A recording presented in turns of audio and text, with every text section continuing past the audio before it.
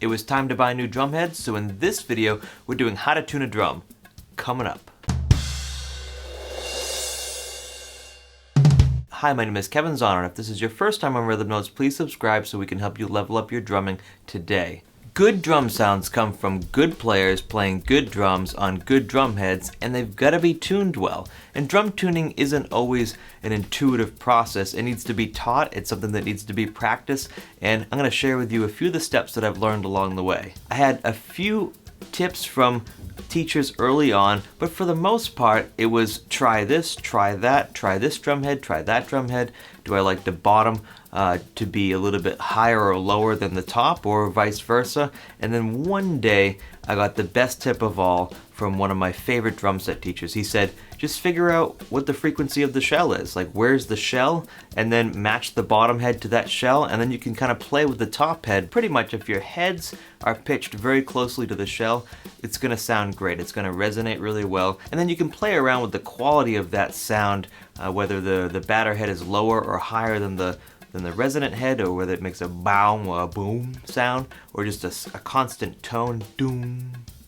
That's up to you, and you can play around with it in different ways. Before we get into tuning, let's talk about a few steps for preparation for the new drum head. When you take all the tension rods off the rim, loosen them all up, wipe down the drum, wipe down the inside of the shell, clean the bearing edge, clean the rim, and wipe down the outside of the shell. This is also a good time to start getting the pitch of the shell so that you can match that pitch to the resonant head and potentially the batter head later on. Once the drum is prepped, lay the new head on the drum evenly and place the rim on the drum the way you want to be tightening it down. Screw in all of the tension rods finger tight, and actually in this shot you can see I'm using the Remo Quick Tech drum key, which is my favorite drum key. It's a magnetic key so it doesn't fall off your drums, but it also can be attached to the end of a driver or a drill. And the rubber piece helps you finger tighten everything so that it's the same sort of torque, and usually I get very close to where I want to be just with that finger tight feature on the key. Now that the drum is prepped and ready for tuning, let's go through those steps. Step 1, tighten each tension rod. And you could start with a full turn or a half turn. It just depends on how high the drum is really going to go from where it is after being finger tight. You can start with any rod and then proceed to the opposite rod on the end, and then skip a tension rod and tighten that one, and then go to the opposite of that one, and then that's the pattern that you want to repeat over and over, so that you're trying to bring the head down by tightening the rim more evenly. Step number 2, this is where you start to do a little bit more of the fine tuning. Maybe the tension rods still have a little bit more to go before they're even. Start reducing it to a half or quarter turn and really feel that tension on the key. You want to feel the tension on those rods because you want to be able to bring the head down as evenly as possible. Those tools like the drum dial or the Tama tension watch, all they're doing is measuring the tension on the head in those different areas around the drum.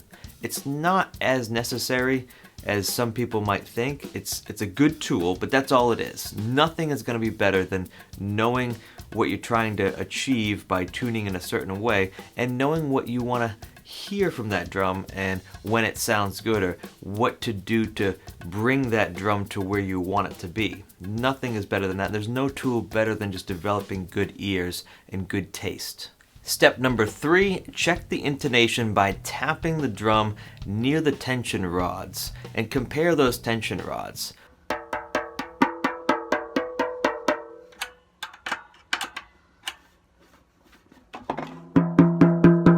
One thing you can do to make sure that you're tapping in the same place every time is to hit it with your finger and make sure your knuckle hits the edge of the rim. And as that goes around, it's going to give you just enough tone to compare, and you'll have confidence that you can feel it hitting in the same place on the drum head each time. Now, when you're doing this, if you don't have much isolation, like you hear a lot of ringing, you can just put your finger in the middle of the head, and that'll cancel out some of those sound waves and give you more isolated pitches for each tension rod area. Step number 4, compare your batter head to your resonant head. You want to constantly compare those pitches, those heads, so that you know where your batter head is in relation to the resonant head. Perhaps you want it to be the same, perhaps you want it to be higher or lower, but it's important to know where you are in relation to that resonant head as you're tuning up the top, because it's easier to tune up than it is to tune down. So if you do run into a situation where you've tuned up too high, go down below the pitch you want to achieve and then tune back up to it. It's kind of a general rule for tuning, whether it's guitars or drum heads or anything like that.